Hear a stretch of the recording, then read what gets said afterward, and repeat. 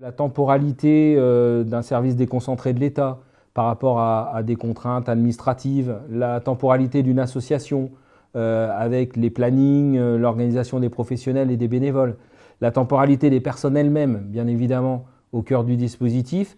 Toutes ces temporalités-là sont différentes et il est important, et notamment dans le cadre du plan pauvreté, et c'est ce que l'on va essayer de travailler au travers du groupe 14 participation, c'est qu'on puisse ensemble faire un état des lieux diagnostic des difficultés, des freins qui ne facilitent pas cette expression de la participation et qu'on puisse s'appuyer sur toutes les expériences, celles du CRPA, celle d'Atelier Carmonde avec les universités populaires, celle du Secours catholique, celle de toutes ces associations qui permettent aux personnes de s'exprimer, qu'on puisse s'appuyer sur tous ces dispositifs, ces actions, ces projets, pour qu'ensemble, dans le cadre du plan pauvreté, on puisse mettre les bonnes conditions matérielles, financières, pour permettre effectivement l'expression, la parole de l'ensemble des parties prenantes, dont les personnes accueillies. Est-ce que vous pourriez nous dire ce qui est important en termes d'accompagnement pour vous au quotidien? C'est bien accompagner les gens. Quand on rentre dans une structure, il faut qu'on soit bien accueilli, qu'on ait quelqu'un qui nous accompagne bien, que tout se passe bien. Oui. Oui, tout à fait. Et surtout que cette personne elle ait du temps à nous consacrer, parce que généralement ce n'est pas le cas, à bien nous entendre par rapport aux besoins que nous avons. Est-ce que vous pourriez me décrire vos relations avec les aidants en général? Pour moi, je trouve qu'ils font leur boulot comme ils peuvent. C'est dur pour eux, mais franchement, ils se démerdent bien. Moi maintenant, j'ai eu au moins 6 référents, ou même voire 7, 8 référents. J'irais en exagérant dire 10, parce que je n'ai pas calculé depuis 5 ans et demi que je suis là. Ils ont beaucoup changé. Alors, qu'est-ce qui pourrait être amélioré avec les institutions et les partenaires? J'aimerais bien que les institutionnels, justement, viennent, mais pas seulement pour faire des réunions. Et je me répète, pas seulement pour faire des réunions, aussi pour aller voir les gens qui habitent ici. Parce que c'est bien beau de faire des réunions, mais nous, on n'a aucun retour après sur ces réunions-là. On nous dit juste 10% de ce qu'on doit savoir. On se rend compte qu'il y a des gens qui n'aiment pas les personnes. En fait, c'est presque... Ils te passent devant, ils ne te disent même pas bonjour. Et ils travaillent dans le social. Donc c'est ça que je veux soulever, c'est peut-être de faire un peu plus attention ou de revoir cette formation. Il y a vraiment un problème avec la nouvelle génération. Je pense qu'avec la nouvelle génération, c'est encore pire. À mon avis, il faudrait revoir vraiment les recrues ou ces orientations. Parce qu'on se rend compte qu'il y a des personnes vraiment on se demande qu'est-ce qu'ils font là, quoi. Et ça empêche bien souvent les équipes à avancer. Donc on nous écoute mieux, qu'il y ait meilleure disposition pour nous accueillir.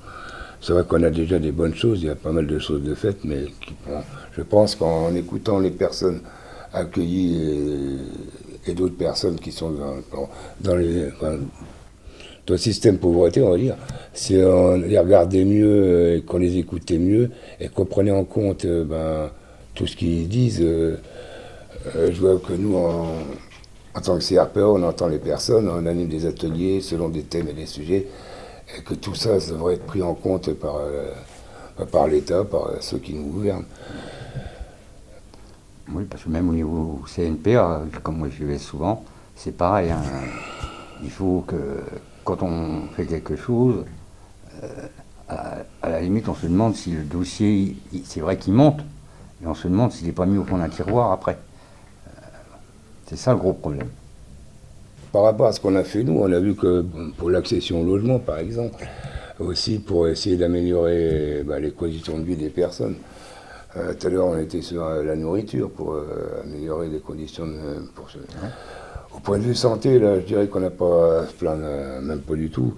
On a quand même une CMUC, etc., qui était bien étendue. Donc, au point de vue de la santé, c'est pas mal. Mais autre facteur qui ne vont pas, pour moi, qui ne vont pas, c'est la fracture numérique. Les personnes, tout le monde n'est pas censé avoir un ordinateur d'une part. Tout le monde n'est pas censé savoir s'en servir aussi, d'autre part. Ce qui peut créer des doutes à certaines personnes. Et un gros problème malgré tout, c'est la mobilité aussi. Parce que si les personnes, par exemple, on est sûr, vous trouvez du boulot sur, vous avez des bus, donc point de vue mobilité, c'est pas mal. S'il faut sortir de 10 km/h, vous faut un véhicule, et le gars qui est RSA, ben, il n'a pas les moyens de se payer une voiture ni une assurance. Moi, je suis d'accord avec lui, c'est c'est la même chose. Hein. Bon, c'est pareil, quand tu parlais du numérique, mais bon, les personnes âgées, eux, ils ne savent pas s'en servir, et puis bon, ils ne peuvent pas apprendre. Même nous, bon, moi, qu'à un certain âge, bon, je manipule un peu l'ordinateur, mais je ne vais pas loin. Hein. Moi, on dirait de remplir ma feuille d'impôt sur l'ordinateur, je ne suis pas capable de le faire. Alors que je sais lire des emails, je sais les écrire, je sais les envoyer, mais ça va pas plus loin. Donc, d'où l'importance d'avoir des personnes qui soient bien formées, on va dire.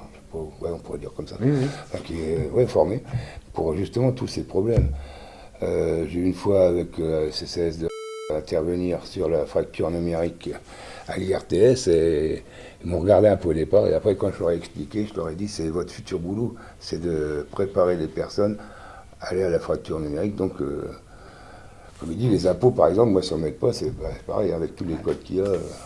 Et maintenant avec tout ce qu'on voit comme code, sécurité sociale, CCRS, machin, il faut les codes tout partout, ben, si vous n'avez pas un carnet de notes, on est largué. Alors qu'il ferait qu'un code pour tous ces... Un code, par exemple, ça pour n'est tout, eh ben, pour tout le monde. Hein, Voilà. le code pour toutes les... que ce soit le Sécu, que ce soit l'impôt, que ce soit la CAF, on s'y repérerait. Il y a 3 codes à faire, c'est pas possible. Moi, comme je le dis, on fait partie du CRPA, donc on écoute les personnes accueillies, on en fait partie aussi, on a été élus comme délégués, donc on est porte-parole de leurs paroles.